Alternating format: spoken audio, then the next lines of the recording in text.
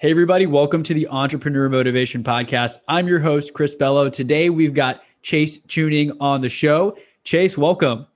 Chris, thanks for having me, man. It's a pleasure to be on the other side of the microphone. We had a great interview for my show recently, and now here we are doing the same thing for yours. Yes, we did. And you are a soldier turned health coach turned entrepreneur, and you have an awesome radio podcast voice. Let me just say, man, it's like so smooth and deep and perfect, right? I just, say it's all in the microphone. I just invested in a microphone and a fancy filter. I feel like, how do I make my voice deeper? Can I do that with the microphone? Ever since puberty, man, I don't know. Something just hit differently for me, I guess. Man, I have a friend who had like a beard in fifth grade and a super deep voice, and like I still can't grow the full thing, so I'm still kind of pissed about that. But welcome to the show, for me, man. Yeah, I'm usually not baby face, but yeah, no, I was like, something looks different, and now that you mention it, because on your website, your podcast cover, everything, you've got the full beard. So just change of scenery, or you just felt like shaving it, or? Yeah, I go through phases. We go through phases in life and in business, and just sometimes you want to just do things and lean into it. I love that. That's a great way to segue into our topic today. Yeah, man. Perfectly. So I know we're going to be talking about, your story and your brand Ever Forward, like what that means, how you came up with the name. But before we hit record, we were talking about how we're also going to dive into personal development and how we really got to work on ourselves in order to improve our business, which, I mean, like you mentioned, we may shift or pivot several times, and we may have a complete career change in a way. So how did that start for you? I know we talked about your life in the corporate world. Can you talk a little bit about how that was and what made you shift into entrepreneurship? Yeah. So I guess the soldier path, we could start there too. Yeah, we could go way back for sure. Yeah, do that. I mean, so the first real big identity change that I had, transition that I had, I was just still a kid, man. I was 17 when I joined the military, enlisted right actually in the middle of high school, or middle of my senior year in high school. And so I went from, being a young kid, being a civilian, this, country boy. I grew up in a very, very small town down in the mountains of Virginia, and kind of just followed in my father's footsteps, my family history, my family legacy of basically every generation had somebody that served in the military. That was very appealing to me. That kind of identity, that sense of a legacy was just more appealing to me at the time than trying to figure out, like every other 17-year-old trying to figure out, what do I want to be when I grow up? Who am I going to become? Right. What interests me? Do I want to go to college? Should I get a job? What can I do financially? What are my parents going to be able to provide for? All of these things that just hit you like a pound of bricks, like your junior, senior year of high school. And for me, it was just, hey, let me just go this route. It's more appealing to me now. Let's just save some time, money, and hassle. And so then, I did that for 6 years. I was active duty Army for 6 years, from 17 till about age 24. Thanks for your service, by the way. I appreciate that. Thank you. Yeah. And the next big change happened, I'll say, to me and for me. I wanted to stay in for the full 20 years. I found it very appealing. I enjoyed what the military did for me and what I could get out of it, and the experience and the people and all the training and the places in the world that I went. But the military, life, God, the universe had other plans. And I actually wound up getting seriously injured and medically discharged. And so that was a transition that was forced upon me. If I would have had my way, I would have stayed in. But Uncle Sam was like, nah. You've done your time. Yeah. Appreciate you for your service. You're no longer fit for duty. And that weighed on me pretty heavily. But it gave me the opportunity to really figure out what I wanted in life. Whereas before I was so young, I maybe kind of thought I had an idea, but now at 24 and I had experienced so much of life at that point, of doing so many things, serving in the military during a time of war, it will show you a lot of things in the world and show you who you are. I had to change identities again pretty quickly, and again, out of my control. So it was very kind of serendipitous. Around the time I was going through rehabilitation for my injuries, I had to learn how to walk again. And I was still kind of coming off the mend of losing my father, this big emotional trauma. I'd suffered this physical traumas in the military, and it just kind of gave me a whole new perspective of the human potential, of what I need to do to move forward in my life, of what I want to do and how I need to go about it differently now.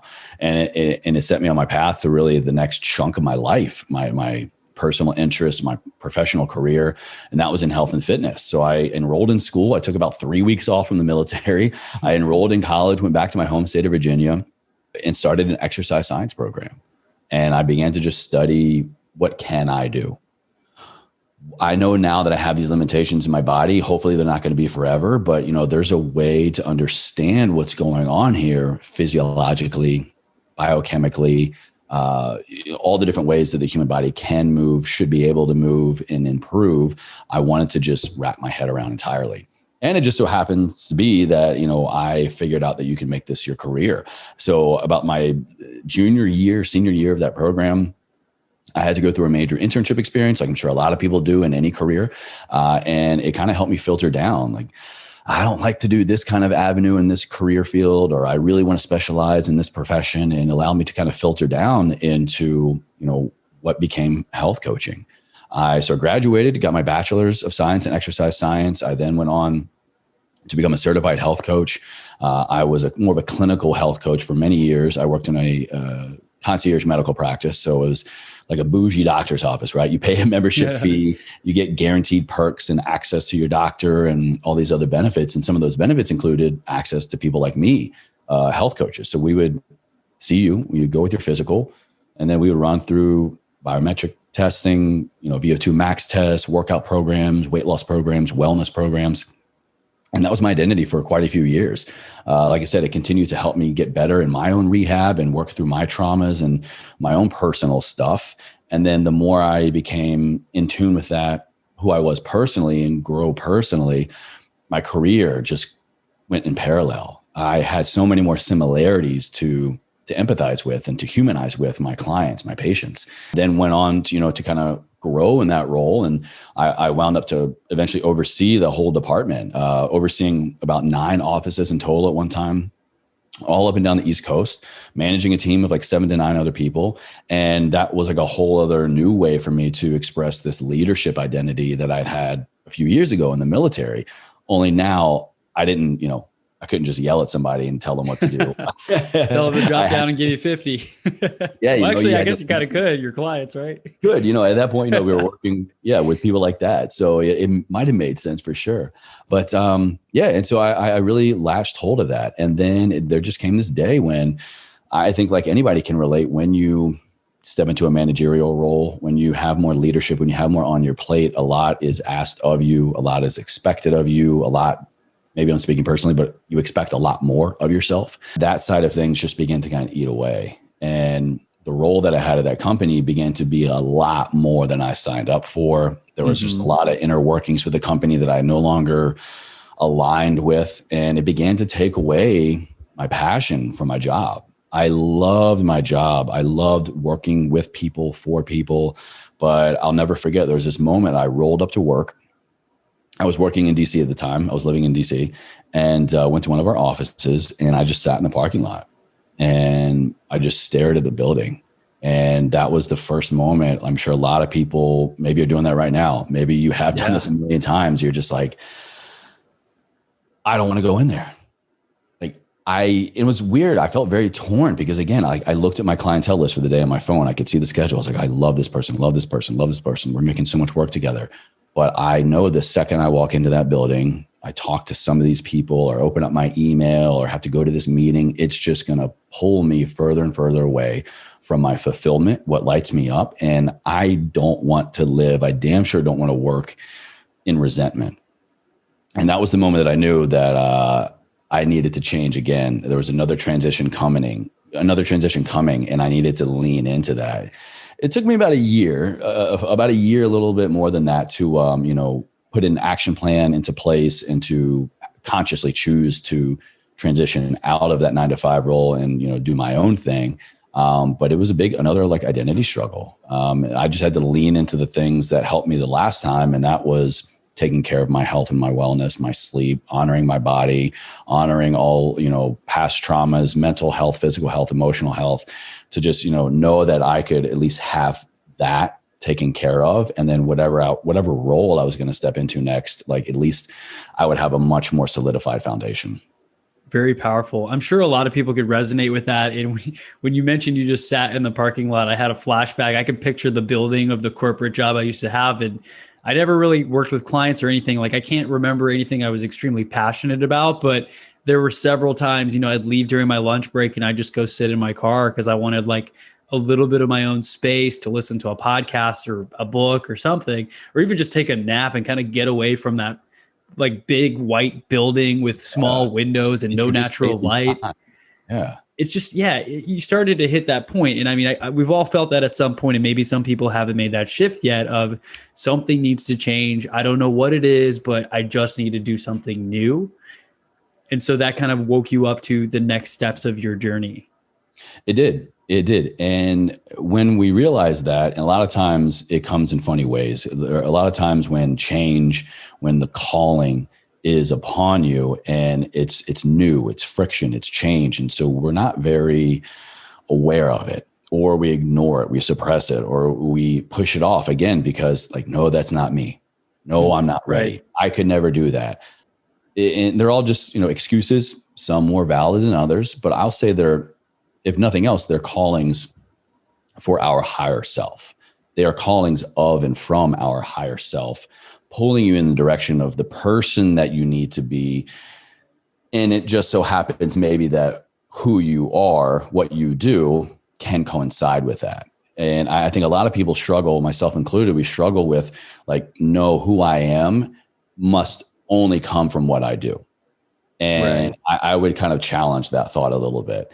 Because if you want to love what you're doing, if you want to wake up and have fulfillment, if you want to feel like you're not just living in Groundhog Day over and over and over again, spinning your wheels and actually making a difference in the world, or at least making a difference in your world, like you need to have yourself squared away.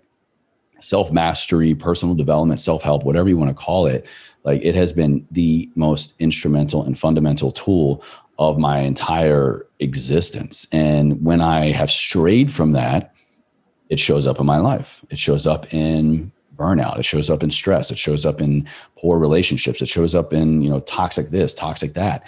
And the more I can get back into alignment of who I am as a person and honoring those changes and transitions as they come, instead of just fighting another identity loss, it takes work. It takes work, absolutely. But it has always landed me on my feet eventually.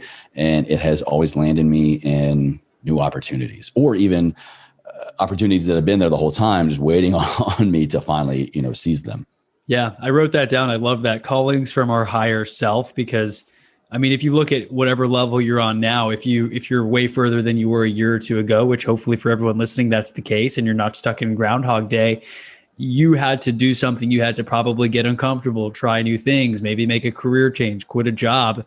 And that's extremely difficult to do at times. But now when you achieve that new breakthrough, you're like, well, of course I would have done that. But at the time, it didn't seem like the right path to do that. Or maybe you're taking a pay cut, or you have no clear indication of how you're going to make any income at all, which can be a scary thing. And that was one of the biggest things for sure, especially at the time I had just gotten married and I was pouring my heart out to my wife for that year of like, I love this, but I hate that, or I'm just feeling some kind of way. And then once the whole concept of what if I did my own thing? What if I left? What if at that time I'd started my podcast. Like, what if I figure out how to try to monetize it? What if I create my own health coaching business? The financial aspect, I think, is one of the first things, if not the biggest things that come up in front of people's, avenue for success as a possible obstacle. Because look, let's be real. It's the most realistic. Yeah, living in fulfillment and being happy is all well and good. But if you are so stressed out about paying rent, if you can't get food, if you can't enjoy life, you can't go to the movies, or you can't do whatever, like money is very, very important. And so that was a big concept for me. And when you step away from that, you're leaving savings, you're leaving salary, you're leaving a lot of things. Insurance. Insurance, yeah. So we had an agreement. We had an agreement, and I kind of just went rogue. I really leaned into the calling. We were like, all right, and create a 6-month plan. And basically, if you can build the business monetize your show, do these things and match your salary and live off that, then, okay, cool. Then we have a proven concept. I lasted about 30 days. 30 days into that plan, I gave my notice. And that was a fun conversation. Anybody with a significant other who maybe I was like, did you make it happen in 6 months? Because like that's pretty aggressive, as I'm sure most people know, to monetize and match a salary. I'm sure it's been done before, but from what I hear from many influencers and affiliate marketers, it's a long journey of consistency over time. It takes a couple of years in many cases. So 30 days in, you basically were like, all right, I'm going all in. It was a little unique for me. I think for some people looking to jump ship, I've at least experienced that you go from one profession to another, or you're leaving one job to start something new entirely, or take a side hustle to a full-time career that maybe has nothing to do with your actual training or skill set. For me, it's a little bit different because I was just leaving the job I was doing for somebody else to do the job for me. I was transitioning from being health coach Chase for this organization to being health coach Chase just for me. I had very, very little transitional assistance, if you will. I didn't need to train on anything. I didn't need to do anything differently other than just start charging people, to start marketing myself, to lean into the skill set I had been trained for and educated on for years. So I had that 6-month goal, and about 3 months in, I was able to completely match my salary. I was living off of the money I was making. I wasn't touching my salary. And so it was during that 6 months, that was going to be my transition. 3 months in, about 90 days in, I was making enough to live off of. And it was awesome. At that point, I gave my 30-day notice.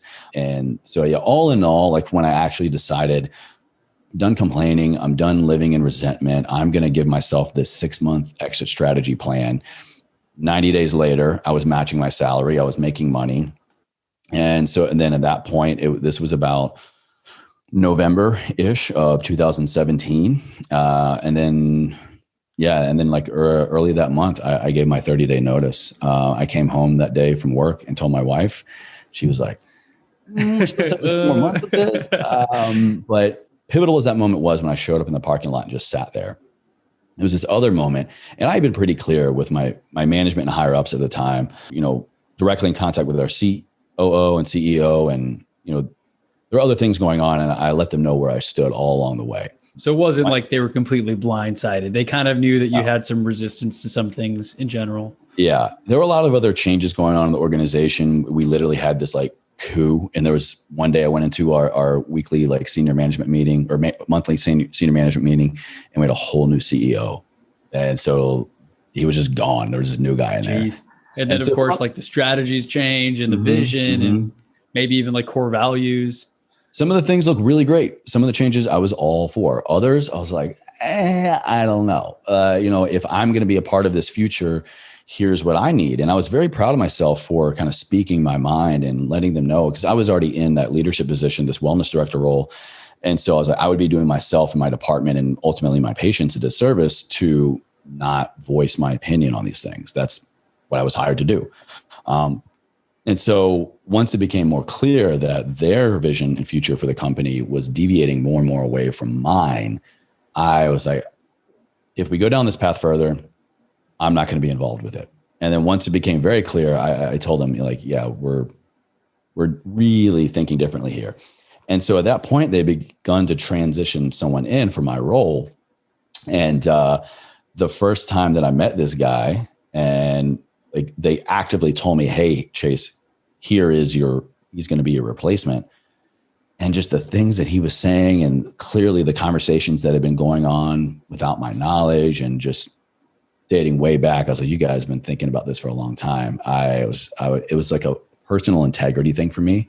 It was a challenge of, again, the personal development side. I was like, if I agree to this, if I let this continue, if I say yes, and if I don't stand up for my team, then this goes against so much of the work that I've done personally.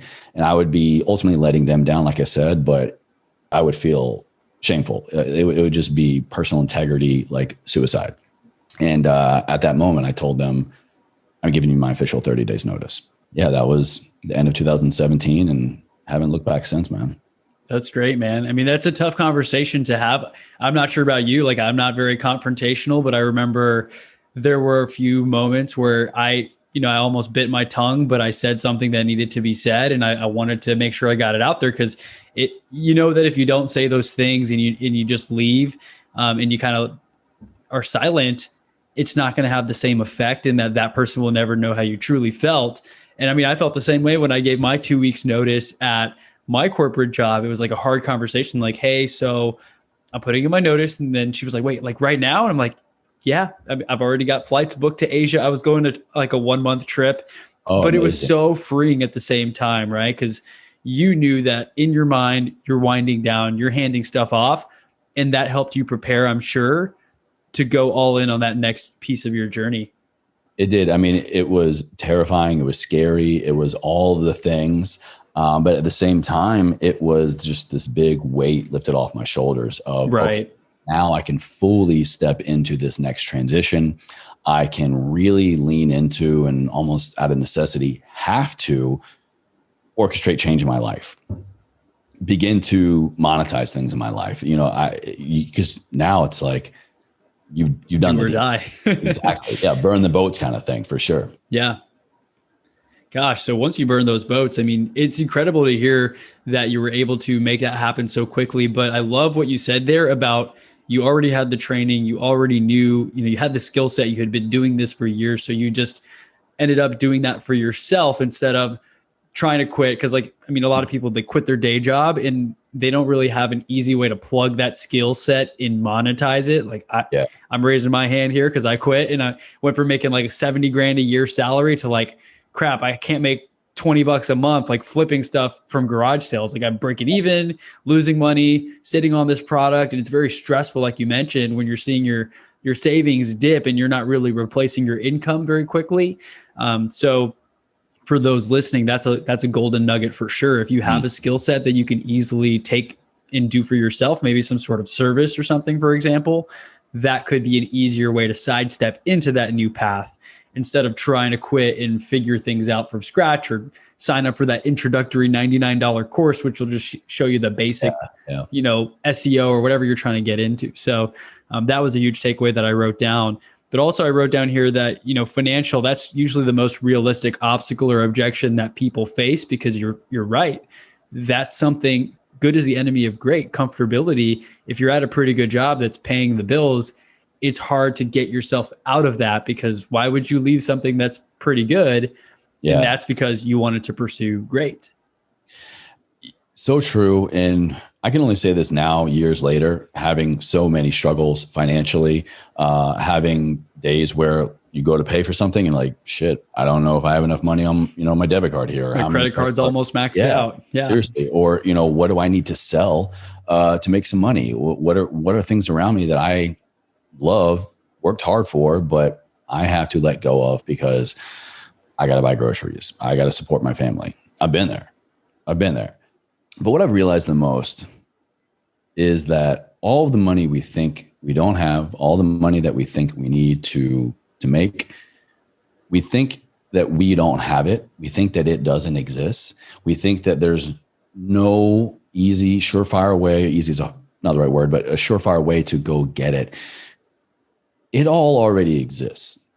That salary that we had that we're trying to match on our own, or even just covering rent and groceries that month, it feels like this huge endeavor. Like we're trying to find, the Holy Grail or the Fountain of Youth. We're trying to find this thing that only people whisper about, or only a few people even know about. Like it's some myth or legend. Like, no, it already exists. It's already out there.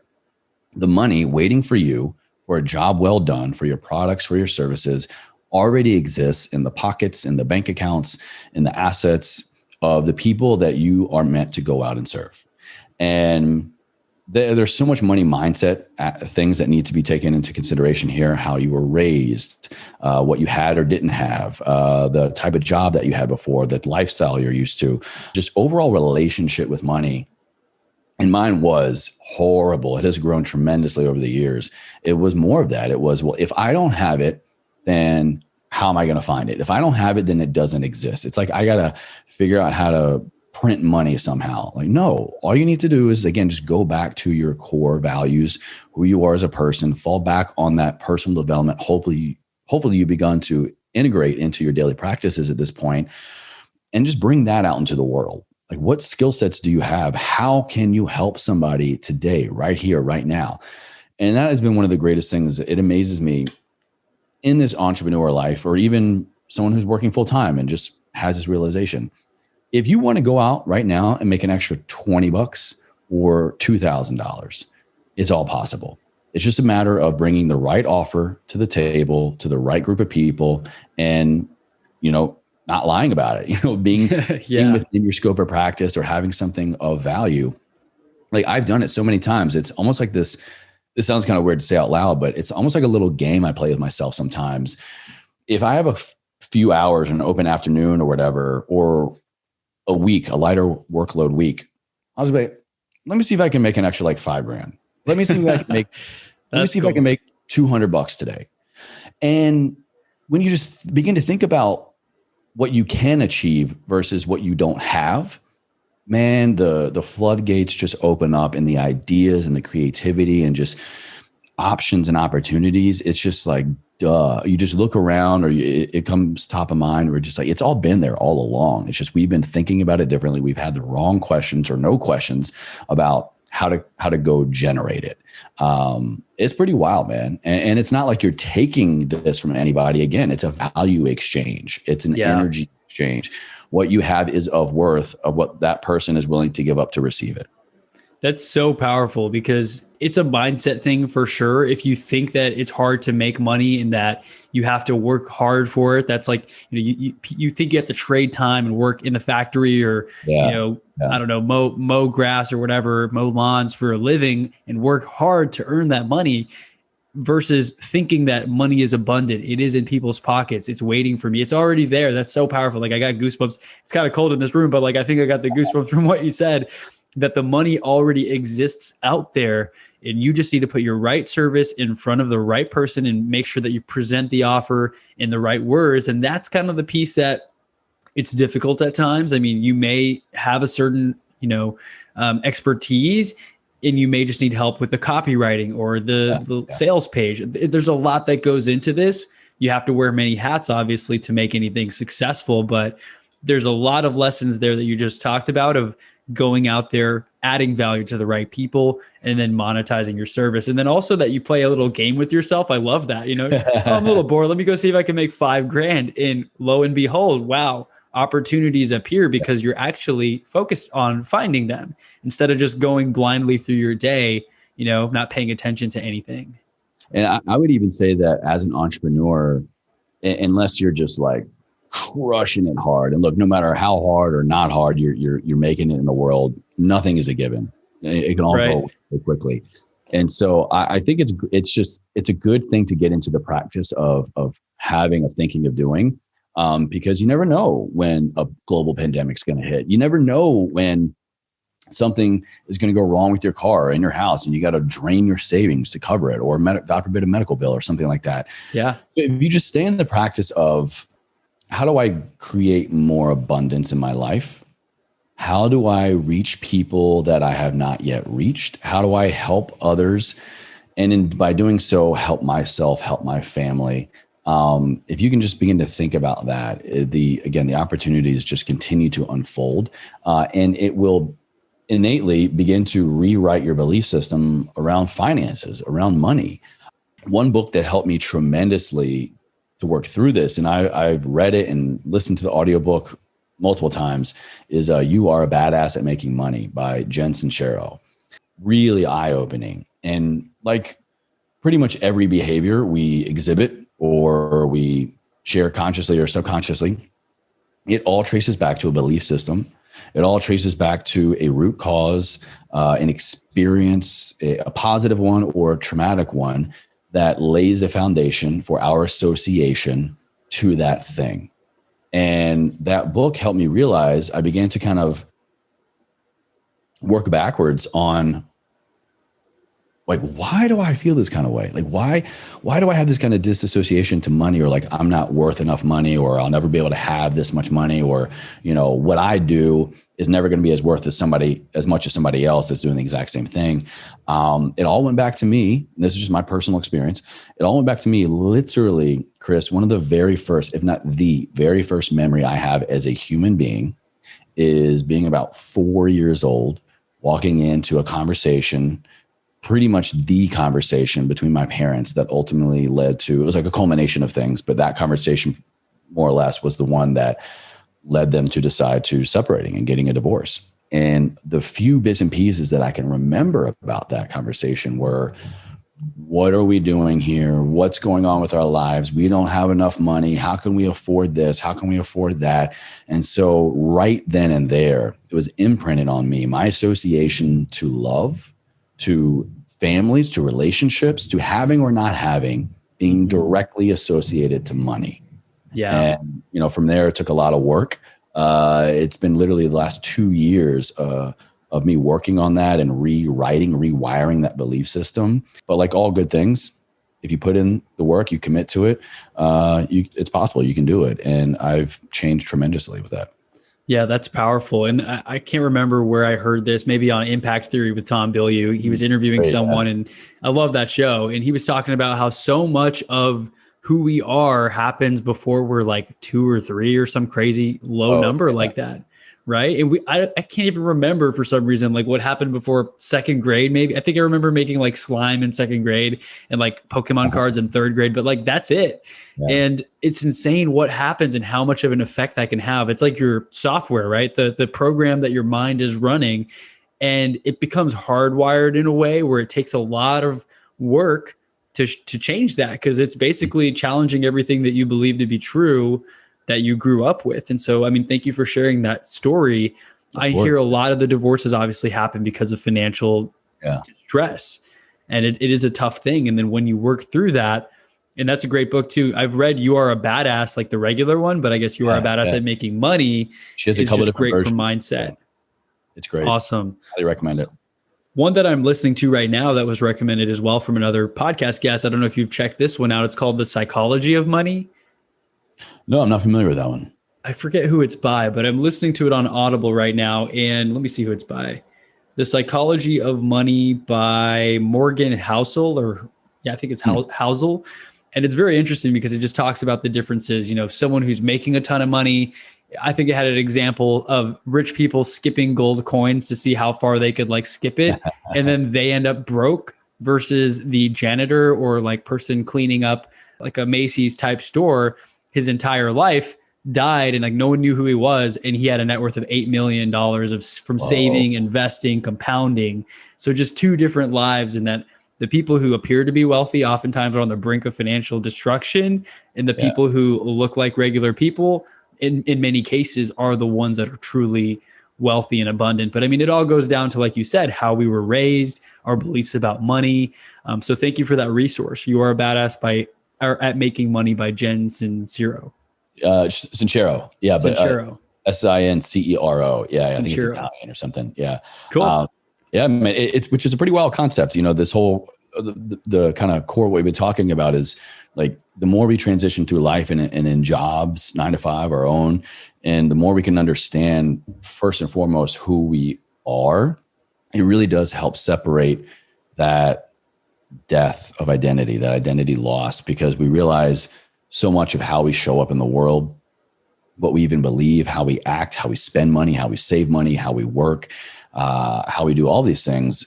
We are first and foremost a product of our environment. We are first and foremost a product of nature and nurture. And to our credit, or not so much, there are things that serve us that are just innate and inherent. And there are other things that we have to work really freaking hard at undoing, at first and foremost understanding, and then removing the parts that don't serve us, removing the parts that we don't want to be, and realize that we get to be whoever we want to be. We don't have to be who someone else says on our business card, or what our parents think, or whatever role that the manager dangles over our head that if we work hard in 10 years, we can eventually accomplish. Like, no, you can be all of that right here, right now. And that leads me to my my third biggest epiphany in my entrepreneur journey was during that time with the new CEO. Like I said, a lot of things I was in alignment with. I believed. I really enjoyed this new guy. I respected him. But I'll never forget this one thing he said to me. And it was kind of a couple months into this change. And it really seemed promising. Like I was going to not only step into even a bigger leadership role, but just like the change. Again, my world was health and wellness. The change that we were going to implement into the business and into the communities was going to change lives, literally change and save people's lives. And he said to me something along the lines of, Chase, I really love these ideas. I think it's going to be great work, blah, blah, blah. And I was in his office, corporate headquarters, sitting in his room across from his desk. And he's like, kind of like me, I see a lot of myself in you. And, maybe in the next 20, 30 years, like my story, this could be you on the other side of the desk, CEO. And in my head, I was like, 20 to 30 years. I was like, bro, like, no, the things I'm talking about, like, I was like, no, like, I'm valuable now. Right. What we are talking 20 to about, 30 years. Like, no way. Absolutely not. Like what we're going to be doing now is going to change lives. But I know, because we've been having these core conversations, it's going to change the business. And why should I have to wait 20 years to progress in that professional level? Yeah. So that was another big red flag for me. So like, if anyone ever tells you like, hey, if you keep doing this, in 10 years, 20 years, 30 years, you could be me. Right. Hey, a-hole, I don't want to be you. I want to be me. I want to be me that. And I want to stand firm in that. And then I want to progress whenever I want to progress, which is a whole other beautiful side of entrepreneurship. Like today, Chris, if you wanted to, like you could decide you're going to up your rates. Same thing with me. I can increase my hourly rate. I can increase what I charge for ads. I can increase this. I can set my own worth. And then I have to follow up with that, of course, but I don't have to wait on somebody else to validate me and then to give me the permission to say, hey, you know what? You keep doing this. You could be me in X amount of time. Like, no, first of all, I don't want to be you. And I don't want to wait that long because I can be me now and I can create the world that I want to live in now.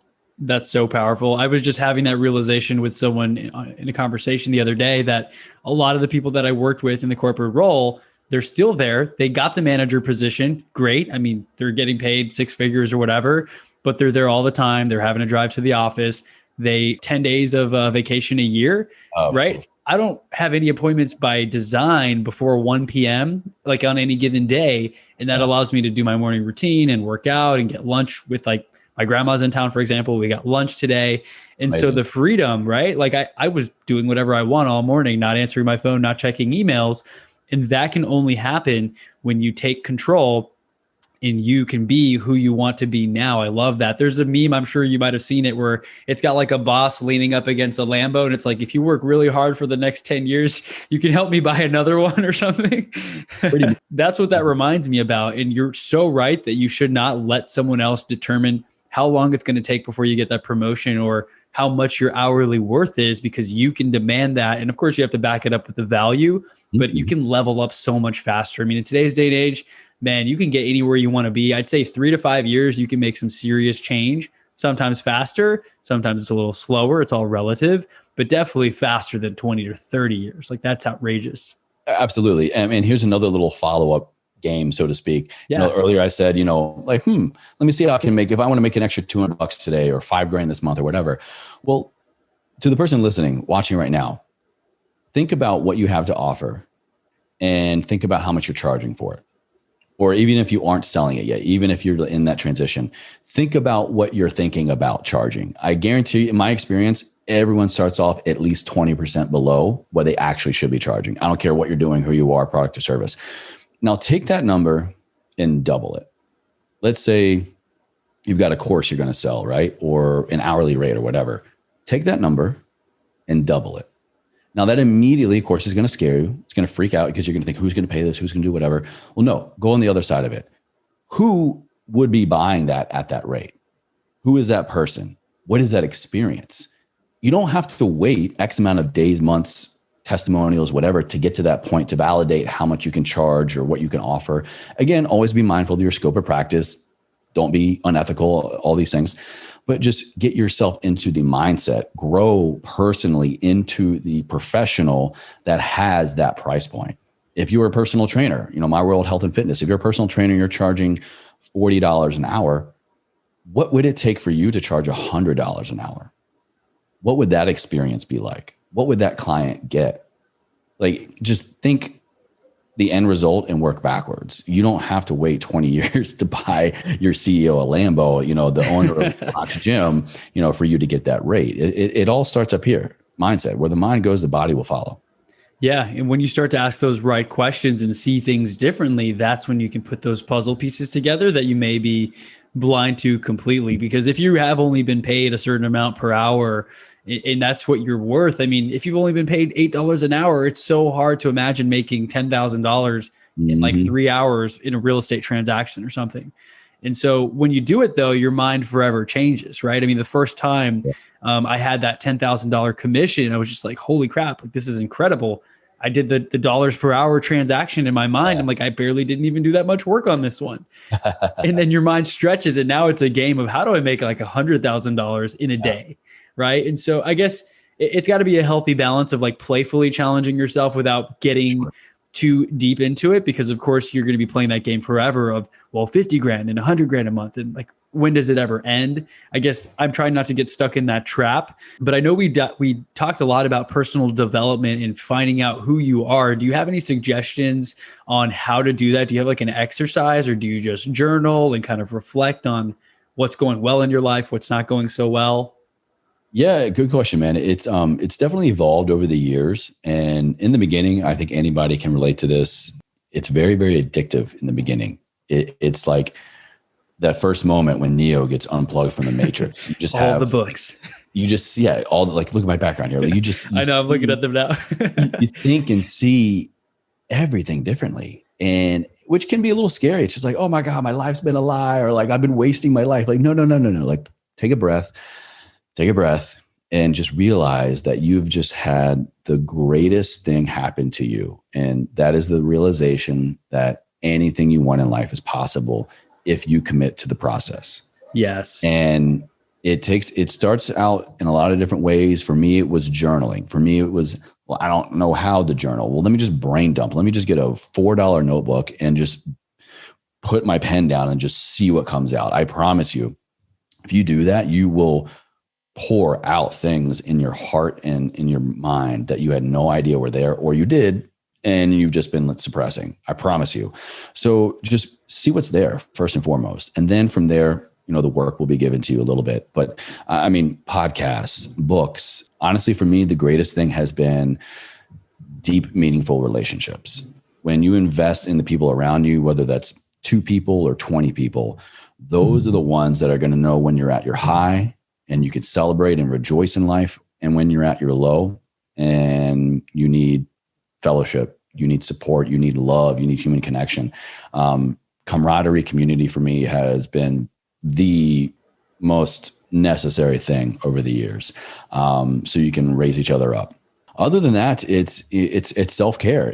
Truly, you can work 25 hours a day, 8 days a week for a certain amount of time, but that will catch up to you. So take care of your physical health. Get just general physical activity, exercise a few times a week, drink water, sleep. Take care of your mental health. Mental and emotional health, I think for me, were the 2 areas of my life that I thought I could get by the longest without addressing, until they reared their ugly head in the form of, severe panic attacks, anxiety attacks, PTSD, and just wrecking my life. And seemingly like I had it all in control. It's like, I'm the fittest I've ever been. I'm the strongest I've ever been. I, have gotten this promotion. I'm crushing it and doing all these other things. And all of a sudden your past traumas are like, hey, asshole, remember that thing like 10 years ago you never dealt with? Well, we're here to freak out right now. Wreck your life. And it will happen. I promise you. It's not a matter of if, it's a matter of when, which is my whole point here. Just, we only get one opportunity in life. We have one vessel. We need to, first of all, recognize the gift we've been given. Secondly, realize that no matter where we are in the world, walk of life, job, or whatever, we can, if we just choose, take dominion of that life. And when you realize that you have the choice and you have the power and you have responsibility, it unfolds itself. And so the more you continue to show up every day, you have to honor yourself from head to toe, inside and out.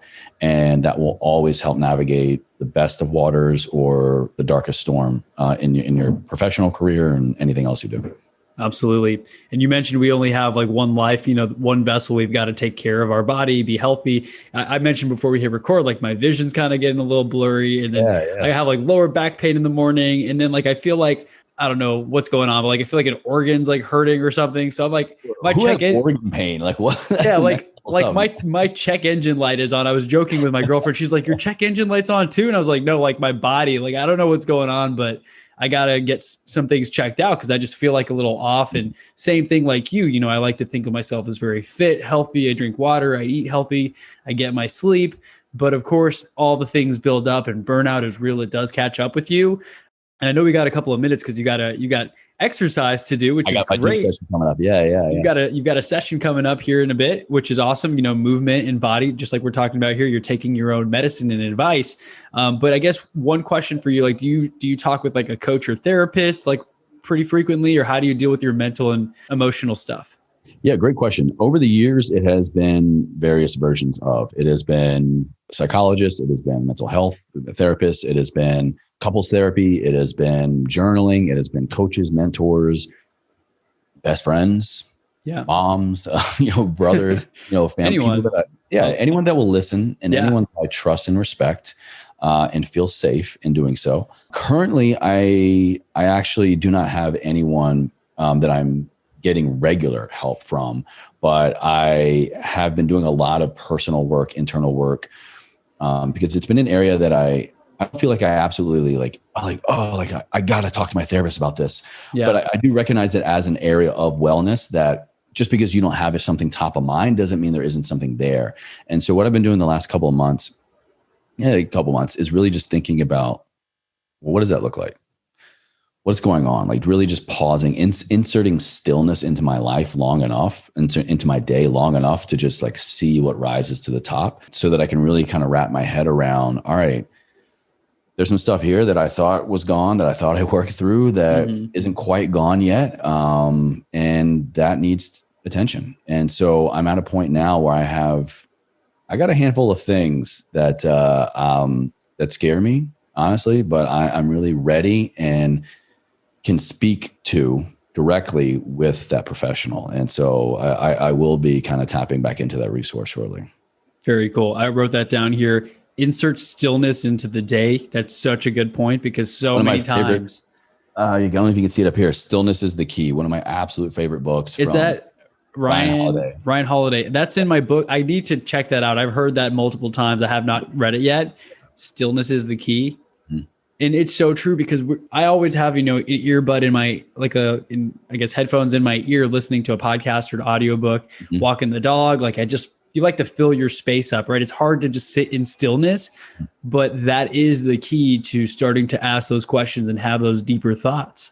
So very, very good advice. Great reminder. I'm going to take 10 minutes to just sit in silence later today and just think. It's profound, man. It's profound.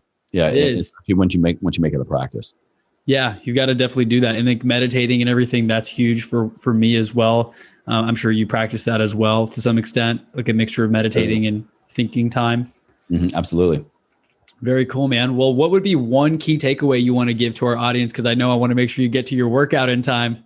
I would say definitely just in life, in relationships, in growth and seasons of life, but damn sure when it comes to your career, it is okay to change.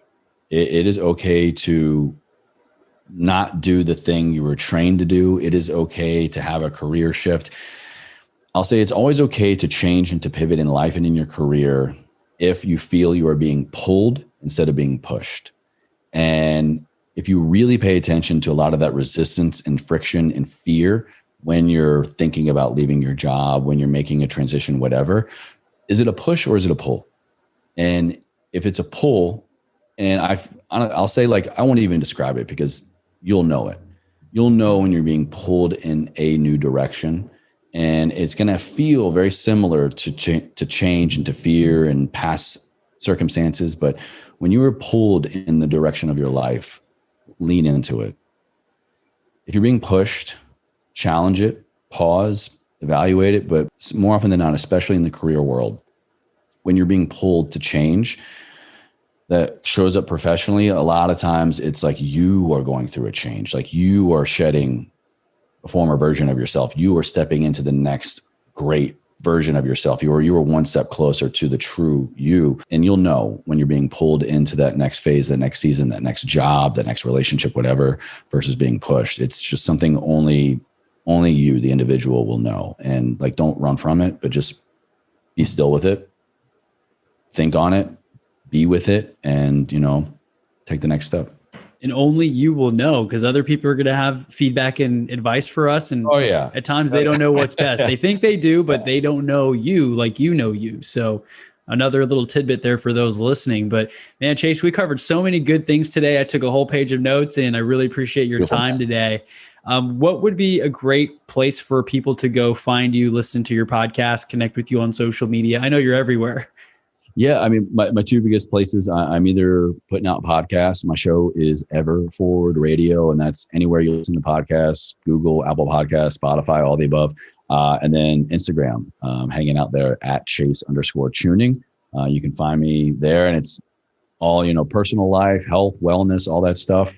And then my show is all things fitness, nutrition, mindset, kind of a lot of things we've been talking about here today. Perfect. Well, thank you, Chase, once again. And I look forward to staying connected and continuing ever forward. That's a cool name. We didn't get to dive into it, but everyone go listen to the podcast and check it out. Come on over, and I'll share the journey with you. Awesome. Thank you, Chase. Talk soon. All right, brother.